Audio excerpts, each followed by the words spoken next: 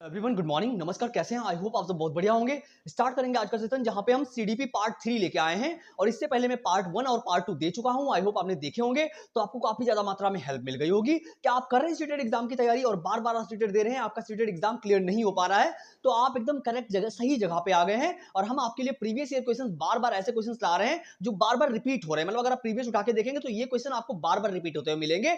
और आपको पता है कि एक ऐसा एग्जाम जहां पे कोई निगेटिव मार्किंग नहीं, एकदम सिंपल सा एग्जाम है जहां पे फिर भी मतलब 86% लोग फेल हो रहे हैं, केवल 15 या 16% लोग ही पास हो पा रहे हैं।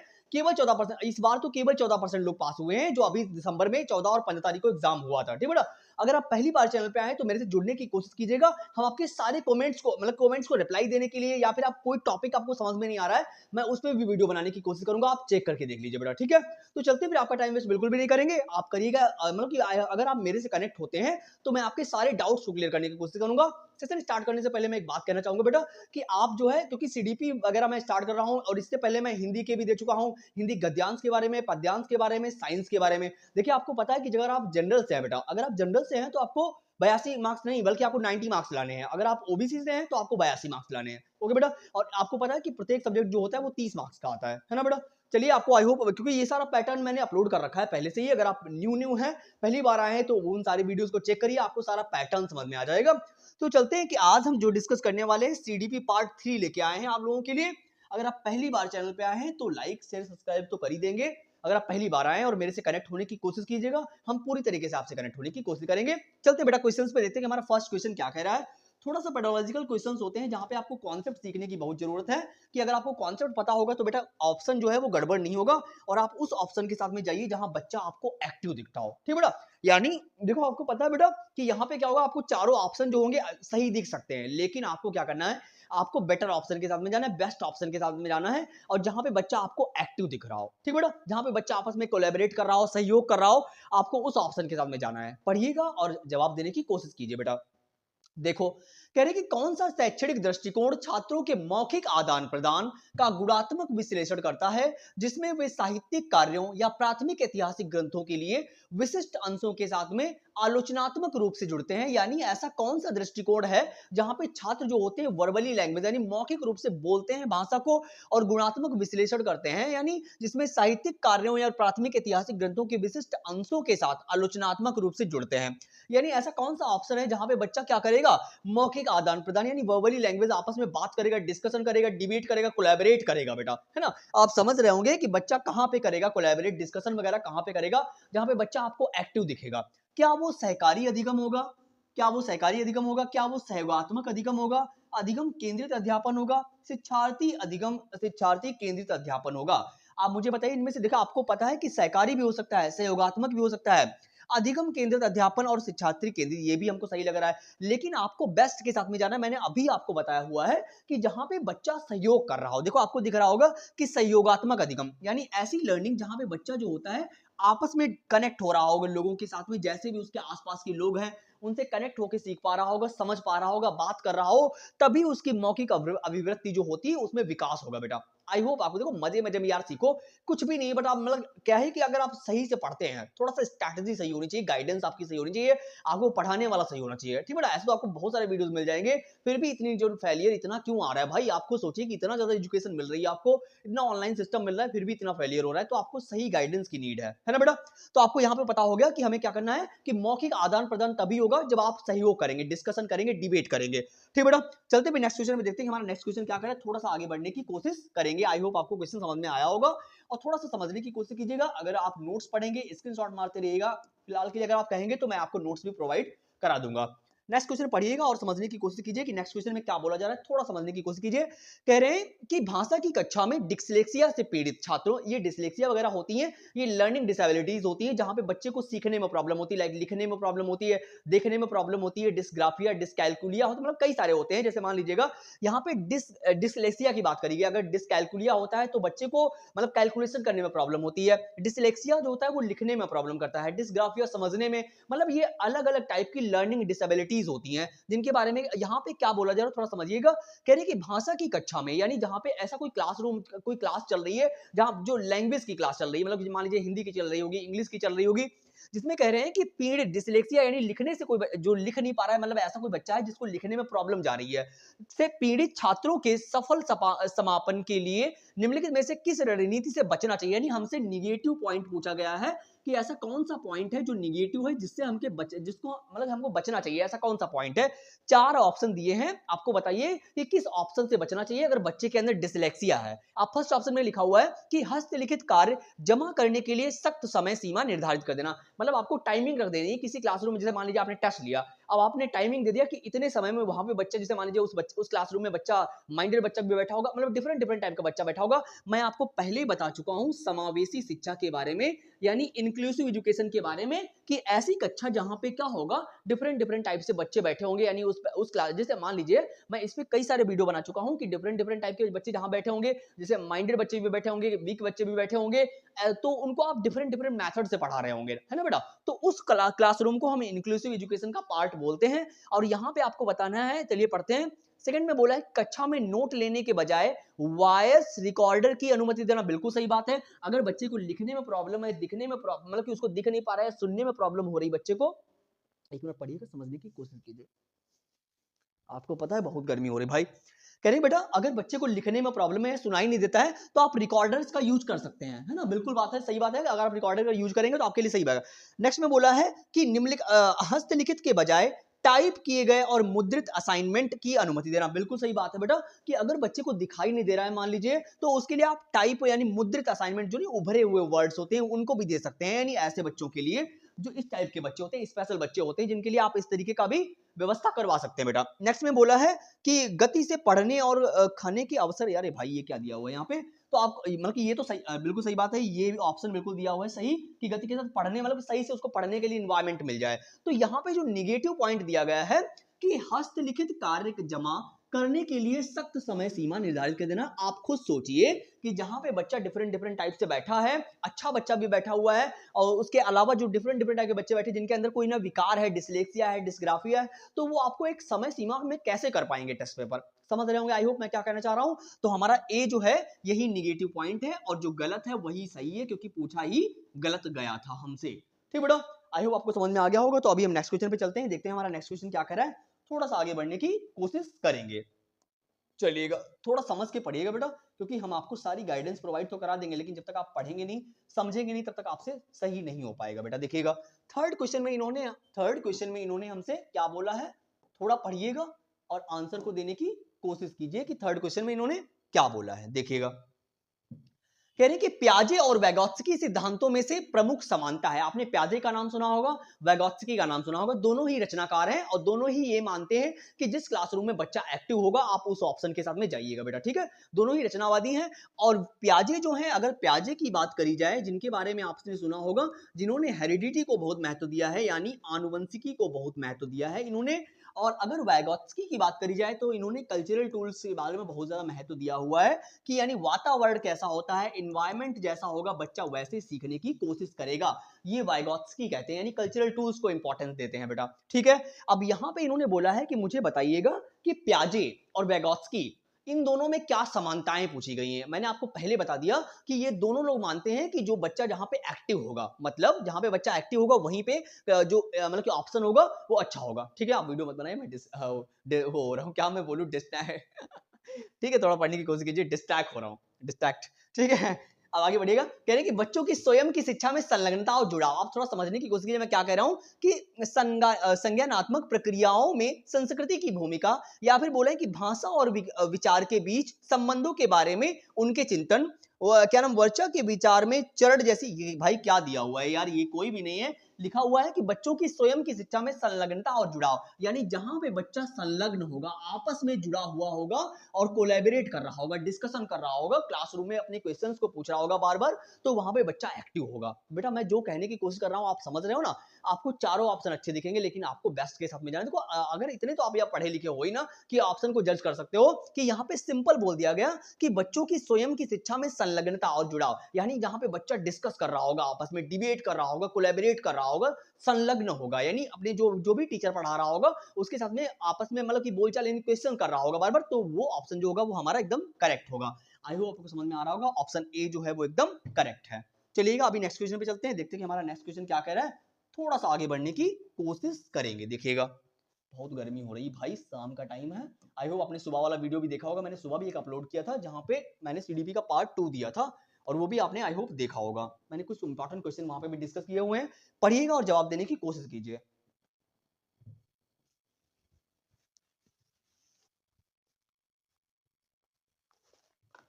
देखिए बेटा क्या कह रहे हैं, यहाँ पे एक अभिकथन दिया गया है। देखो आपको मैं पहले बता दूं कि पहले जो हमारे, देखो आपको पता है कि सीटेट का सिलेबस जो है काफी दिनों से चेंज नहीं हुआ है, बहुत मतलब काफी दिन हो गए जब से चेंज ही नहीं हुआ है। लेकिन आपको क्या होगा कि अब इन्होंने एग्जाम पैटर्न में क्वेश्चन का थोड़ा सा लेवल डिफरेंट कर दिया है, कि पहले क्वेश्चन सीधे सीधे पूछ देता था, लेकिन अभी क्या है, अभी आपको एक अभिकथन देगा और साथ में एक कार्ड भी दिया होगा जिसमें से आपको बताना होगा कि कार्ड सही है, अभिकथन सही है, या दोनों एक दूसरे के लिए सही है कि नहीं सही है। पढ़िएगा, कह रहे कि अभिकथन क्या है कि शिक्षकों को शिक्षार्थियों के बीच व्यक्तिगत भिन्नताओं का सम्मान करना चाहिए। यानी शिक्षक जो है एज अ टीचर क्लासरूम में जब डिफरेंट डिफरेंट टाइप का बच्चा बैठा हुआ है, तो आपको उसको हतोत्साहित नहीं करना है, मतलब सभी बच्चों को इक्वल मानना है ना। मैं भी अपने टीचिंग मेथड में हमेशा यही बोलता हूँ कि मतलब हमेशा for me every student is equal and special on their way, मतलब मेरे लिए भी सारे बच्चे सेम ही होते हैं, चाहे बच्चा वीक है चाहे स्ट्रांग है, एक टीचर के लिए सारे बच्चे सेम होते हैं। तो वही कह रहे हैं कि शिक्षकों को शिक्षार्थियों के बीच व्यक्तिगत भिन्नताओं का सम्मान करना चाहिए और सभी शिक्षार्थियों की आवश्यकताओं के अनुसार अपने शिक्षण को समायोजित करना चाहिए। यानी आपको पता है कि लेसन प्लान के बारे में मैंने एक वीडियो पहले भी दे चुका हूं, कि जहां पे डिफरेंट टाइप का बच्चा बैठा होगा, वहां पे आप डिफरेंट डिफरेंट टाइप के मेथड भी यूज करेंगे। भाई बच्चा कैसा है, कई कुछ बच्चे ऐसे होंगे जो आपकी बात को एक बार में ही समझ के तुरंत आंसर दे देंगे, देन उसके बाद में कुछ बच्चे ऐसे होंगे जिनको क्या हो रहा होगा, मतलब कि आपको एक्टिविटी करके समझाना पड़ेगा ना भाई, कुछ बच्चे नहीं समझ रहे होंगे ना, तो आपको उनको उनको भी साथ में लेके चलना है। एज अ टीचर आपको सारे बच्चे एक साथ में लेके चलना होता है। तो वही बात यहाँ पे कही जा रही है कि आवश्यकताओं के अनुसार अपने शिक्षण को समायोजित करना चाहिए। ठीक है, तो ये जो हमको एकदम करेक्ट दिख रहा है बेटा, यहाँ पे ये क्या बोल रहे हैं, कह रहे हैं कि शिक्षक को सभी बच्चों को समान सम्मान करना चाहिए, सभी विद्यार्थियों के अनुसार अपनी टीचिंग मेथड्स को प्लान करना चाहिए। तो ये तो एकदम बढ़िया दिया हुआ है ऑप्शन इन्होंने, मतलब स्टेटमेंट जो ए दिया हुआ एकदम सही है बेटा। अब देखते हैं कि ये सही है कि नहीं सही है। शिक्षकों को विविध पृष्ठभूमि के शिक्षार्थियों को पढ़ाते समय उनके बीच सहयोग, समूह कार्य और बातचीत से बचना चाहिए। सही विकल्प को चुनिए। मैंने अभी आपको बताया था कि जहां पे बातचीत हो रही होगी वो ऑप्शन सही होगा। अब यहां पे इन्होंने बोल दिया है कि बचना चाहिए, भाई निगेटिव वर्ड, ये बेटा टैग वर्ड्स हैं जिनको आपको ध्यान रखना है, जिनकी वजह से हमारा ऑप्शन जो होता है वो गलत हो रहा है ना बेटा। देखो यहाँ पे पूरी इन्होंने बात सही, पूरा स्टेटमेंट सही दे दिया, लेकिन एक वर्ड यहाँ दे दिया जिसकी वजह से ऑप्शन गलत हो गया।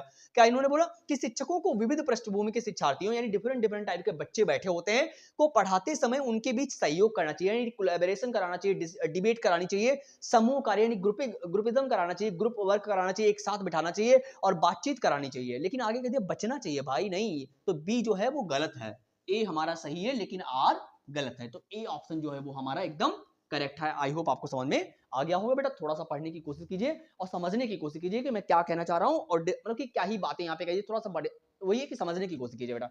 ठीक है, अभी हम चलेंगे नेक्स्ट क्वेश्चन पे। क्वेश्चन नंबर 5 हमारा जो है क्या कह रहा है, थोड़ा सा आगे बढ़ने की कोशिश कीजिएगा। देखिएगा क्वेश्चन नंबर 5 में इन्होंने क्या बोला है, थोड़ा पढ़िए और समझने की कोशिश कीजिए कि क्या इन्होंने बोला है। देखिएगा क्वेश्चन नंबर में क्या बोला है, पढ़िएगा। कह रहे कि छात्रों के विविध समूहों को पूरा करने के लिए निम्नलिखित में से कौन सांस्कृतिक रूप से उत्तरदायी शिक्षण का सही वर्णन करता है। मतलब छात्रों के विविध समूहों को पूरा करने के लिए निम्नलिखित में से कौन से सांस्कृतिक रूप से उत्तरदायी शिक्षण, यानी सभी वो एक शिक्षण एक ऐसे क्लासरूम की बात करी जा रही है जहां पे डिफरेंट टाइप का बच्चा भी बैठा हो और सही तरीके से अडेप्टेशन मतलब सीख पा रहा हो, अनुकूलित हो पा रहा हो। तो ऑप्शन में देखते हैं क्या सही कहा जा रहा है। देखो कह रहे हैं कि सुविचारित होना चाहिए, अनुकूलित होना चाहिए, विभेदित, यानी जब डिफरेंट टाइप का बच्चा बैठा होगा तो वहां पर आपको डिफरेंट डिफरेंट टाइप के मेथड भी यूज करने पड़ेंगे। नेक्स्ट में इन्होंने बोला है अनुकूलित, यानी बच्चा जैसा होगा आपको उस अकॉर्डिंग उसके लिए इन्वायरमेंट देना है, उसकी लैंग्वेज में बात करनी है, घर की भाषा में यानी मातृभाषा में बात करनी है। सुविचारित यानी सुविचार यानी उसके लिए भाषा जो आप यूज कर रहे हैं वो एकदम बढ़िया तरीके से होनी चाहिए, है ना, जगह जगह पे उसमें एक्टिविटी होनी चाहिए, पिक्चर्स होनी चाहिए, वही बात कही जा रही है। अब यहाँ पे इन्होंने एक ऑप्शन दे दिया मानकीकृत, यानी स्टैंडर्ड्स नहीं होना चाहिए। मानकीकृत शिक्षण का मतलब होता है कि बच्चा जब डिफरेंट डिफरेंट टाइप का बैठा हुआ है आप उसको एक ही तरीके से नहीं पढ़ा सकते भाई, इसका मतलब ये है। तो हमसे जो गलत है वही पूछा गया था कि शिक्षण का सही वर्णन करता है कौन सा, सॉरी कौन सा वर्णन करता है सही, तो ये भी करता है, ये भी करता है और ये भी, यानी फर्स्ट सेकंड और थर्ड हमारा जो है वो एकदम राइट आंसर है। फर्स्ट सेकंड और थर्ड कहां पे है, first second third, first second और थर्ड, फोर्थ तो है नहीं, तो ये वाला है बेटा फर्स्ट सेकंड और थर्ड, ये थर्ड आंसर दिया था बेटा, थोड़ा सा मिसप्रिंट हो गया है यहाँ पे। तो फर्स्ट सेकंड और third, first question, first option जो है एकदम राइट आंसर है, और ये जो हमारा गलत है बेटा। ठीक है बेटा, आई होप आपको समझ में आ गया होगा। तो अभी हम चलेंगे नेक्स्ट क्वेश्चन पे, देखते हैं हमारा नेक्स्ट क्वेश्चन क्या कह रहा है, थोड़ा सा आगे बढ़ने की कोशिश करेंगे। देखते हैं कि क्वेश्चन नंबर 6 हमारा क्या कह रहा है, थोड़ा आगे पढ़िए और समझने की कोशिश कीजिए बेटा। बहुत ही सिंपल क्वेश्चन होते हैं। देखिए ये क्वेश्चन थोड़ा रिपीट हो गया यार, अगला देखिएगा थोड़ा सा। क्वेश्चन नंबर 7, क्वेश्चन नंबर 7 बेटा पढ़िएगा और जवाब देने की कोशिश कीजिए कि क्या बोला जा रहा है इसमें। देखिए बेटा, कहने कि जीन प्याजे के अनुसार बच्चे वयस्कों से किस प्रकार भिन्न होते हैं। एक साइंटिस्ट हुए जीन प्याजे, जिन्होंने हेरिडिटी को बहुत महत्व दिया हुआ है, आनुवंशिकी को जिन्होंने बहुत महत्व दिया हुआ है। इनके अकॉर्डिंग पूछा जा रहा है कि जीन प्याजे के अनुसार बच्चे वयस्कों से किस प्रकार डिफरेंट होते हैं, ये आपको बताना है। बच्चों की सोच वयस्कों से गुणात्मक रूप से भिन्न होती है, बिल्कुल मे भी हो सकती है। बच्चों की सोच मात्रात्मक, यार भाई ये कहां से हो सकता है, मात्रा थोड़ी ना, मात्रात्मक थोड़ी ना हो सकता वहां पे। बच्चे वयस्कों पर निर्भर होते हैं ऐसा थोड़ी ना है। बच्चों की तुलना तो आपको करनी नहीं है ना। देखो आपको हर ऑप्शन में कोई ना कोई ऐसा वर्ड दिख जाएगा जिसकी वजह से आप करेक्ट ऑप्शन के साथ में जा सकते हैं, है ना बेटा। तो हमारा बच्चों की सोच वयस्कों से गुणात्मक रूप से भिन्न होती है, यही हमारा जो है एकदम बेस्ट ऑप्शन है। आई होप आपको समझ में आ रहा होगा। ठीक है कि क्वेश्चन नंबर 7 हमारा क्या कह रहा था। अभी हम चलेंगे क्वेश्चन नंबर 8 पे, देखेंगे हमारा क्वेश्चन नंबर 8 क्या कह रहा है, थोड़ा सा आगे बढ़ने की कोशिश करेंगे। देखिएगा अब यहाँ पे फिर से इन्होंने लेवोगोत्स्की से दे दिया हुआ है कि वैगोत्स्की के अनुसार भाषा और विचार के बीच क्या संबंध है। यानी इन्होंने लैंग्वेज और थॉट के बीच में रिलेशन पूछा हुआ है कि वैगोत्स्की यानी हमारे साइंटिस्ट के अकॉर्डिंग जो है क्या संबंध है, क्या रिलेशन है लैंग्वेज और थॉट के बारे में। तो भाषा और विचार एक दूसरे से स्वतंत्र होते हैं भाई, भाषा और विचार का कोई मेल ही नहीं है। ऐसा कहां से है, जब आपके माइंड में कोई विचार आएगा तभी तो आप बात करेंगे, है ना। कोई भाषा बोलेंगे, जब विचार ही नहीं आएगा तो स्वतंत्र कैसे बोल दिया आपने, ये तो गलत है। भाषा और विचार विकास की जटिल विनिमय प्रक्रियाएं हैं। भाषा विचार को आकार नहीं देती, नहीं ऐसा थोड़ी ना है। भाषा को आकार देती है, अरे भाई ऐसा नहीं है। सिंपल हमसे क्या पूछा गया है कि भाषा और विचार विकास की जटिल विनिमय प्रक्रियाएं हैं। क्या बोला जा रहा है, पढ़िए और समझने की कोशिश कीजिएगा क्या बोला गया है। देखिएगा कह रहे कि भाषा और विचार जो होते हैं, यही जो है हमारा एकदम करेक्ट ऑप्शन है कि जटिल विनिमय प्रक्रियाएं हैं। क्योंकि आपको पता है कि एक समय के बाद में भाषा और विकास चलते तो है, लेकिन बाद में मिक्स हो जाते हैं, वही जटिल बोला गया है यहाँ पे। तो हमारा बी ऑप्शन जो है वो एकदम करेक्ट है। आई होप आपको समझ में आ गया होगा। तो अभी हम चलेंगे क्वेश्चन नंबर 9 पे, देखेंगे हमारा क्वेश्चन नंबर 9 क्या कह रहा है। थोड़ा सा पढ़िएगा और समझने की कोशिश कीजिएगा और आंसर देने की कोशिश कीजिए कि क्या कह रहा है क्वेश्चन नंबर 9। पढ़िएगा बेटा, देखोगे क्या कह रहे हैं। कह रहे हैं कि छात्रों के लिए कक्षा में प्रतिक्रिया सबसे अधिक प्रभावी होती है जब, यानी छात्र जो होते हैं, जैसे स्टूडेंट हैं क्लासरूम में पढ़ रहा है बेटा, तो उनके लिए कह रहे हैं कि सबसे अधिक प्रभावी होती कब, जब कैसे सीखते हैं, जब अधिक प्रभावी होगी। कह रहे हैं कि यह इस बात पर ध्यान केंद्रित करता है कि बच्चा क्या नहीं कर सकता, बजाय इसकी कि वह क्या कर सकता है। भाई ऐसा नहीं करना है कि बच्चा क्या कर सकता है, जज नहीं करना बच्चे को, है ना बेटा। तो ये बिल्कुल साफ साफ पता चल रहा है कि इस बात से केंद्रित करता है कि बच्चा क्या कर सकता है, क्या नहीं कर सकता। आपको अपने टीचिंग मेथड पे ध्यान देना है, ये नहीं कि बच्चा क्या कर पाएगा क्या नहीं कर पाएगा। आगे चलिए कि यह वर्ष के अंत में परीक्षण और परीक्षा पर केंद्रित होता है। ऐसा तो नहीं है, जो बच्चा एक्टिव होगा, समझदार होगा, वो क्लासरूम में आपको दिख जाएगा। ऐसा थोड़ी ना कि अब साल के अंत में उसको बताओगे कि दिखेगा हमको बच्चा कैसा है कैसा नहीं है। नेक्स्ट में क्या बोला, यह छात्रों को तुलनात्मक श्रेणी, अरे भैया तुलना तो बच्चे की करनी ही नहीं है आपको, ठीक है। कह रहे हैं अब यहाँ पे जो हमसे बोला गया था, थोड़ा सा इसको समझिए कि फोर्थ ऑप्शन हमारा क्या कह रहा है।